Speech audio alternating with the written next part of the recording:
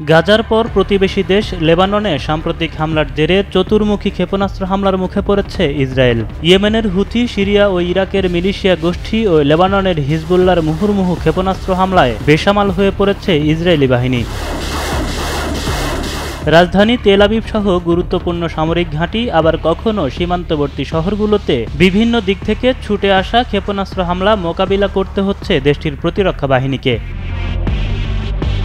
২৭ September Israeli ভূখণ্ডে দফায় দফায় ক্ষেপণাস্ত্র হামলা চালিয়েছে ইয়েমেনের হুথি বিদ্রোহীরা। ইসরায়েলের রাজধানী তেল আবিব লক্ষ্য করে ছোড়া হয় এসব মরণঘাতী ক্ষেপণাস্ত্র। এদিকে ইসরায়েলের মূল ভূখণ্ড লক্ষ্য করে মুহুর্মুহু ড্রোন হামলা চালিয়েছে ইরাক ভিত্তিক সশস্ত্র গোষ্ঠী ইসলামিক রেজিস্ট্যান্স। ইসরায়েলের ইলাদ শহর লক্ষ্য করে চালানো এসব ড্রোন হামলায় ক্ষতিগ্রস্ত হয়েছে দেশটির বেশ কিছু এলাকা বলে স্বীকারও করেছে তেল আবিব। গাজার পর লেবাননে ইসরায়েলি হামলার প্রতিশোধ নিতে বেশ কিছুদিন ধরেই ইসরায়েলি ভূখণ্ড লক্ষ্য করে ক্ষেপণাস্ত্র ছুটছে হুতি বিদ্রোহীরা। ২ সপ্তাহ আগে হুতিদের নিক্ষেপ করা একটি মিসাইল বিস্ফোরিত হয় ইসরায়েলের মধ্যাঞ্চলে।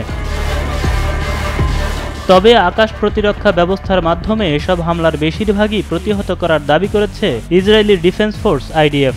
ইয়েমেন থেকে আসা ক্ষেপণাস্ত্রগুলোকে তীর সিস্টেমের মাধ্যমে ধ্বংস করার দাবি করেছে তারা।